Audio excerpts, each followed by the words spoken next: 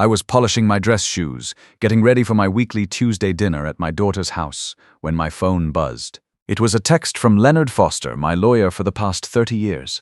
He never texts. 4 words lit up the screen. Call me immediately. My hand stopped moving. I set down the shoe brush and stared at those words. My name is Victor Manning, and I'm 65 years old.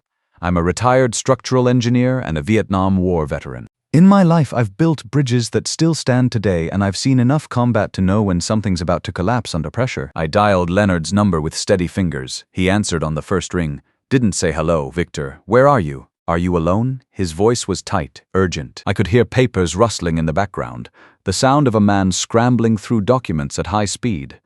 I'm home, Leonard. What's wrong? I've just received a formal legal request. An attorney representing Beverly Manning has petitioned for your complete medical and financial records.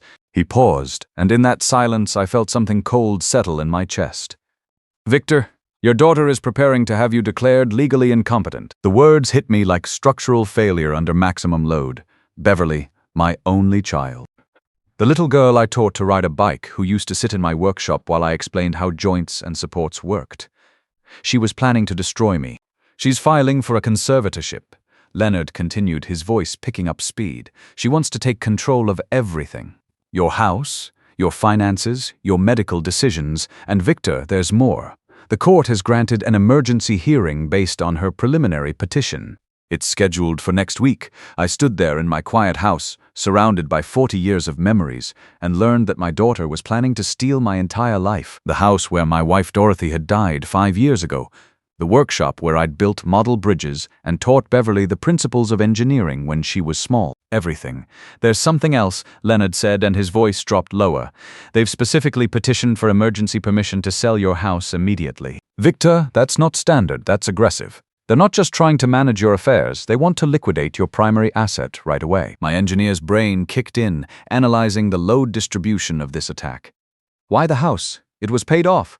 Worth about $1.5 million in today's Seattle market. Why the urgency? Leonard, I need to ask you something. Are you still going to dinner at Beverly's tonight? I looked at my reflection in the hallway mirror.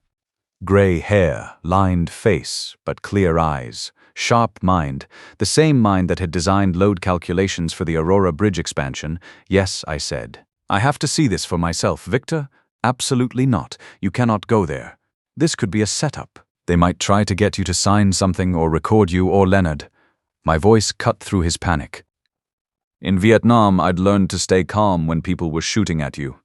This was just a different kind of warfare. I'm going, but I'm going with my eyes open. There was a long pause. Leonard had known me for 3 decades. He knew I wasn't a man who ran from a fight. All right, but listen to me carefully. Do not engage with their arguments. Do not defend yourself. Do not sign anything. Not a birthday card, not a dinner napkin. You observe, you listen, and you leave. Come straight to my office afterward, no matter what time it is. Understood? And Victor, start thinking like an engineer.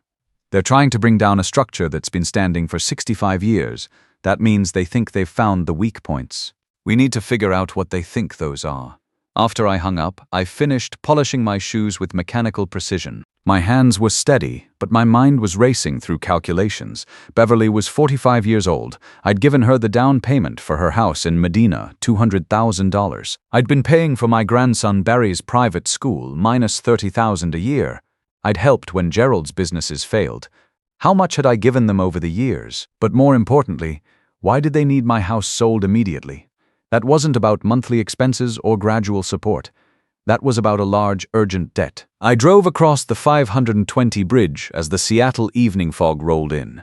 This was a structure I'd consulted on 25 years ago when they upgraded the pontoons. The foundation anchors were driven deep into the lake bottom to handle wind loads and seismic stress. I'd thought I'd built my family on similar bedrock. Love, trust, shared values. Tonight, I was about to discover the foundation had been undermined. Beverly's house blazed with lights as I pulled into the circular driveway. $3 million of mortgage and ambition, sitting on a half-acre lot in one of Seattle's most exclusive neighborhoods. The BMW in the driveway was new, this year's model. The landscaping was professional, expensive. Everything about the property screamed money being spent at a rate that required constant income. Gerald opened the door before I could ring the bell. He's 47 years old, with the damp handshake and nervous energy of a perpetual salesman. Over the years, I'd watched him cycle through insurance, real estate, cryptocurrency, and day trading. Each venture began with grand promises and ended with quiet requests for help. Victor, we were starting to worry, you forgot. His smile was too wide, too practiced, the expression of a man working an angle. I never forget, I said, stepping inside. It's Tuesday family night. The foyer was 2 stories high with Italian marble floors and a chandelier that cost more than my first car. I'd helped pay for those floors. The realization hit me like a physical weight, minus I was standing in a monument to my own generosity about to be betrayed by the people I'd built it for. Beverly glided out of the kitchen, perfect, as always.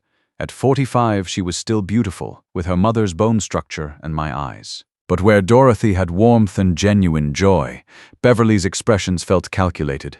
She moved like someone constantly aware of being watched, evaluated, judged. Dad. She hugged me, and I felt her hands briefly touch my jacket pockets, my arms. It wasn't affection, it was assessment, like a doctor checking for symptoms or a predator checking for weaknesses. How are you feeling tonight? The question sounded innocent, but I caught the emphasis on feeling. She was building a case, gathering anecdotal evidence of confusion or impairment. I'm fine, sweetheart. Just fine.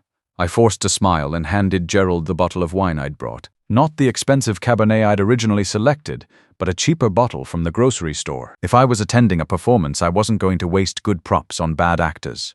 The house smelled like roasted garlic and rosemary.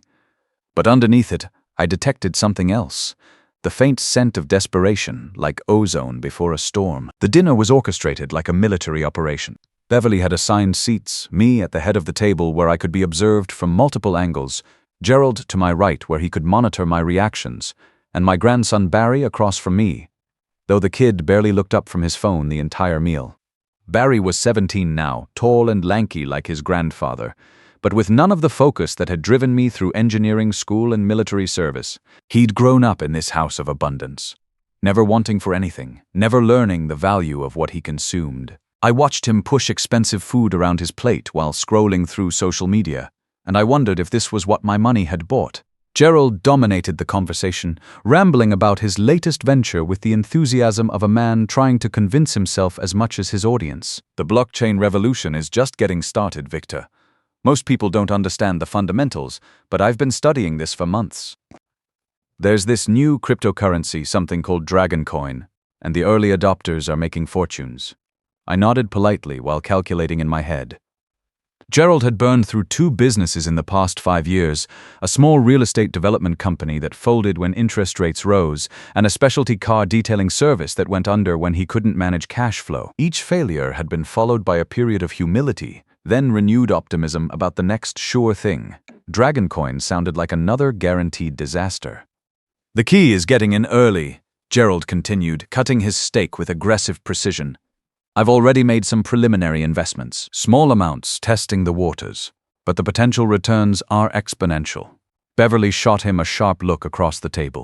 It was fast, but I caught it, a warning to stay on script, don't reveal too much.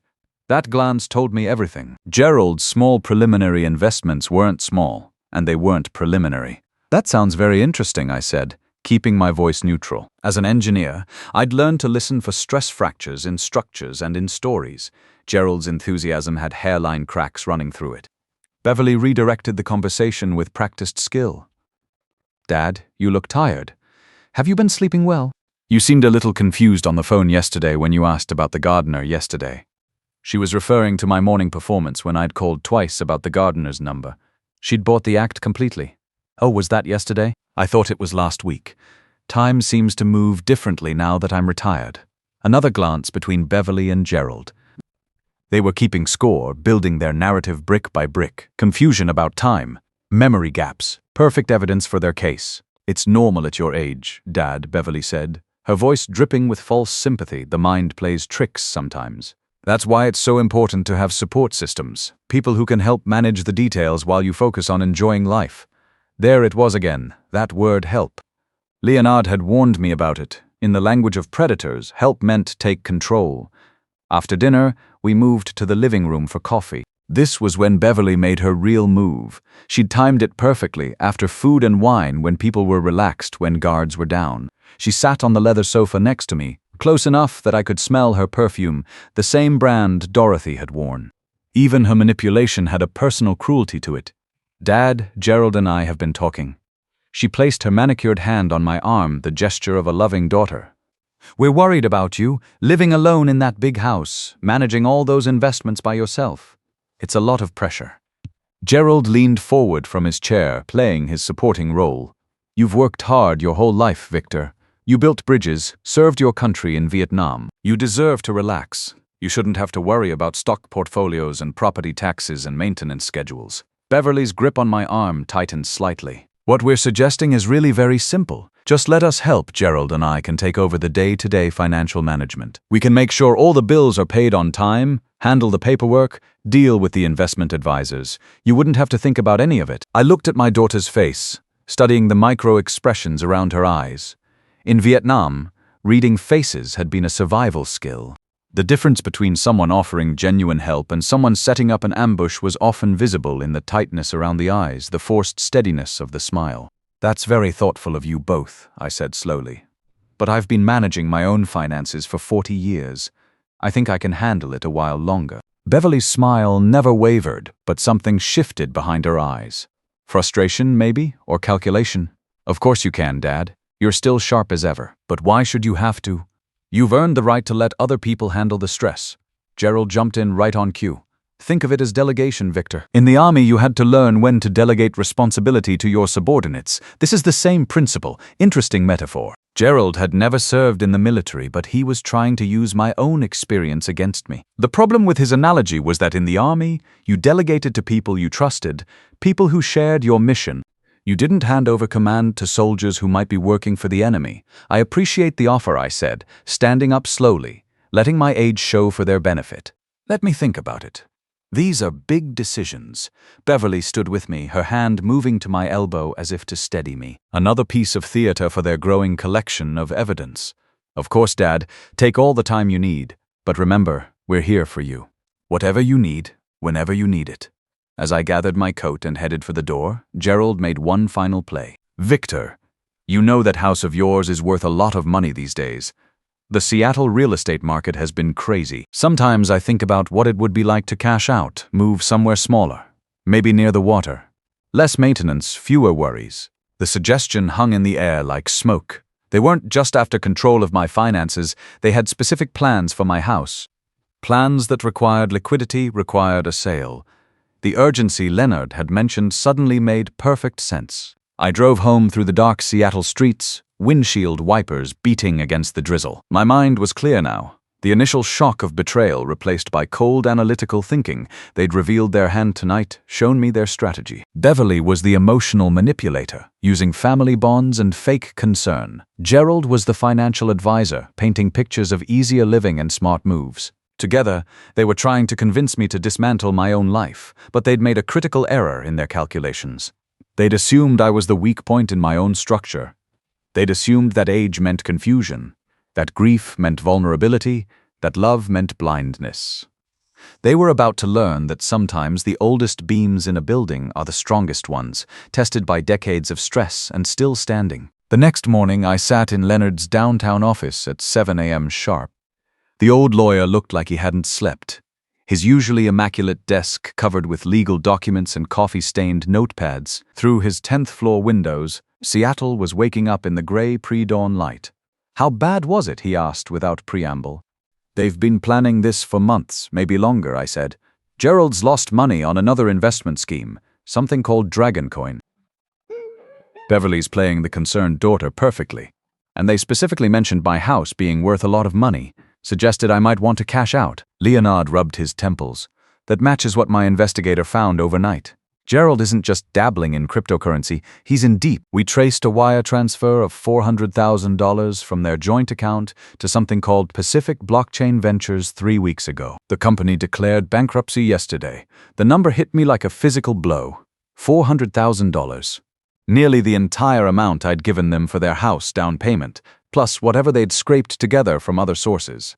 "There's more," Leonard continued. Beverly's real estate income has dropped 60% in the last 6 months. High interest rates, market correction, nobody's buying $3 million houses right now, but their expenses haven't changed. Country club membership, private school for Barry, car payments, credit cards, they're bleeding money. He pulled out another document. This is where it gets interesting. Yesterday afternoon, Beverly retained Norman Price as her attorney. Price is what we call a pipeline specialist. He handles conservatorship cases in volume. Fast, aggressive, not too particular about the details. Meaning what? Meaning they're not planning a slow, careful process. They want you declared incompetent quickly, before you can mount a defense. Emergency hearings, emergency powers, emergency sale of assets. Classic smash and grab. I stared out at the city I'd helped build. Bridges and buildings that would outlast us all. What do we need to do? We need to beat them at their own game. They think you're a confused old man who can be easily manipulated. So that's exactly what we're going to let them think. But while you're playing confused, we're going to document everything. Every lie, every manipulation, every piece of fraud. Leonard opened a thick folder. First, we get you a legitimate psychiatric evaluation. I've arranged for Dr. Helen Murphy, Chief of Geriatric Psychiatry at University of Washington, to see you tomorrow. She's the gold standard, unimpeachable credentials, reputation for honesty. If you're competent, she'll say so. If you're not, she'll say that too. And if Beverly's doctor says, I'm incompetent, then we have a battle of experts. But here's the thing, Victor. I know Beverly's type of lawyer, and I know the kind of doctors they use. They'll hire someone like Dr. Howard Phillips, a forensic psychiatrist who specializes in finding whatever conclusion pays the bills. Men like Phillips have a weakness. They're arrogant. They assume their target will cooperate with being diagnosed. Leonard smiled grimly, but you're not going to cooperate. You're going to be yourself, a brilliant engineer who thinks in precise technical terms. When Phillips expects confusion, you'll give him clarity. When he expects weakness, you'll show strength. When he tries to lead you into admissions of incompetence, you'll demonstrate exactly how sharp your mind really is. Over the next week, I transformed myself into the weapon Beverly didn't see coming. During the day, I played the role of a declining old man. I called Beverly with confused questions about appointments that didn't exist. I forgot our phone conversations from earlier in the day. I mixed up dates and times. I let her help me with online banking, watching as she memorized my passwords and security questions. But at night, I worked with the precision that had carried me through 40 years of engineering.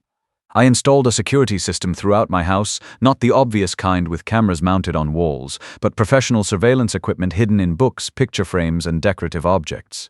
Every conversation in my living room, kitchen, and study would be recorded in high-definition video and crystal-clear audio. Dr. Helen Murphy arrived at my house on Wednesday morning, a sharp-eyed woman in her early 60s who carried herself with the quiet authority of someone accustomed to making life-changing diagnoses. For 3 hours, she put me through the most rigorous mental examination of my adult life. I want you to remember 3 words, she said.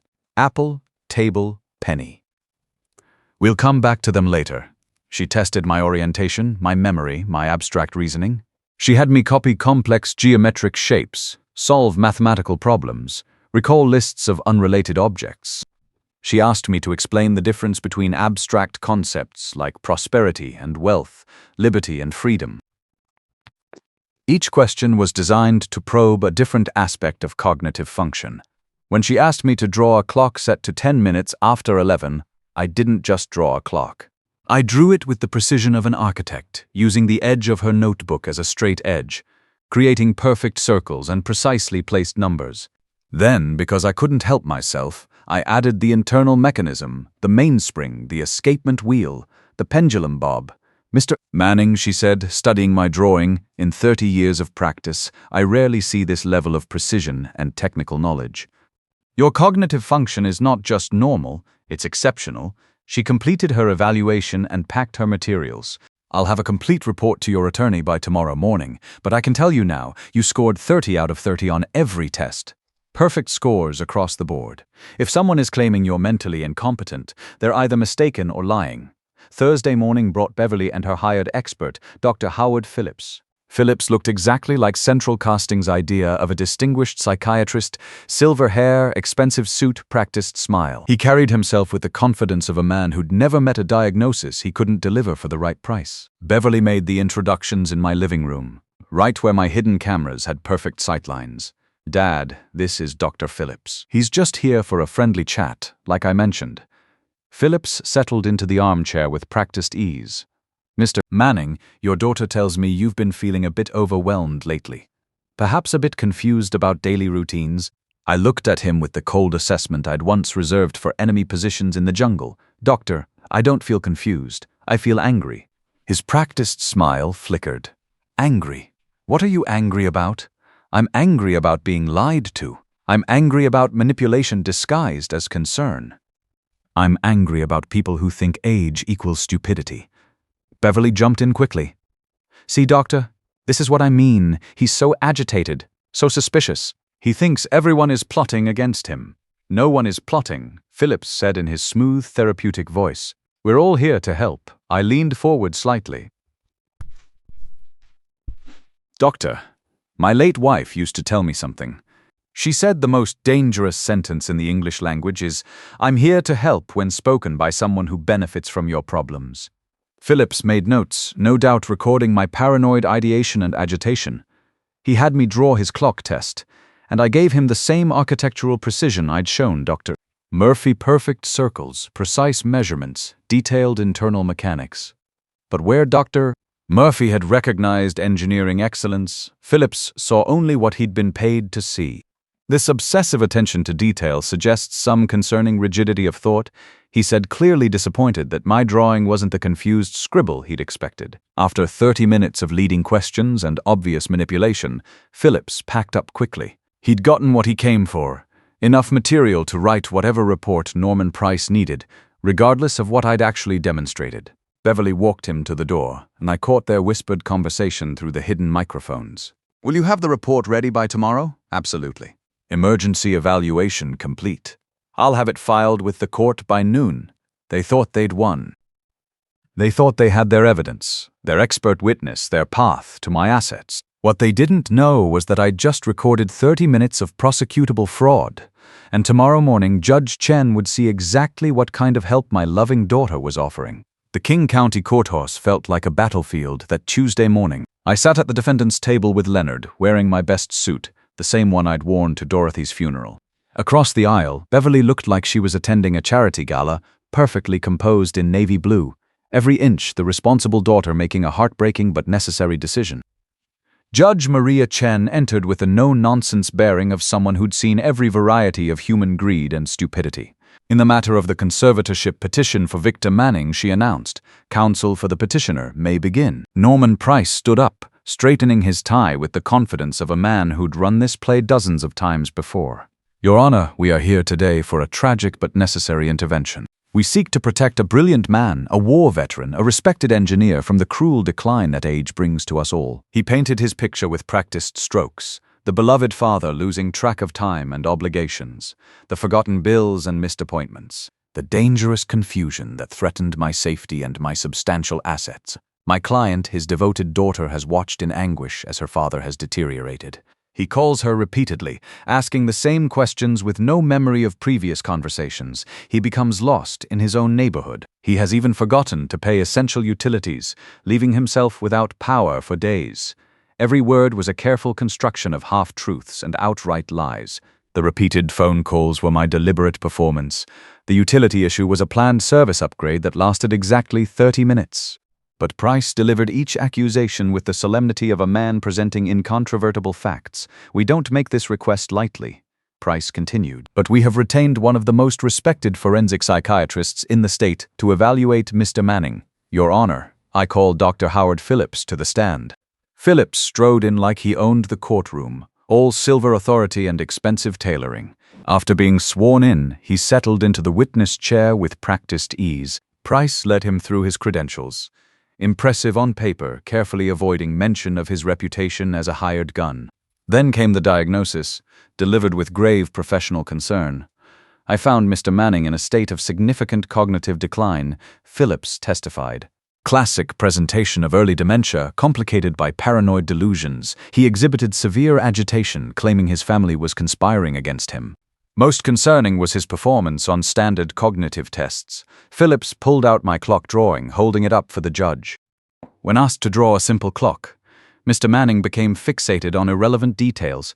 Instead of completing the basic task, he drew complex mechanical components. This perseveration indicates serious frontal lobe dysfunction.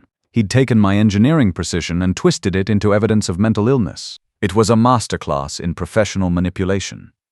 In my expert opinion, Phillips concluded, Mr.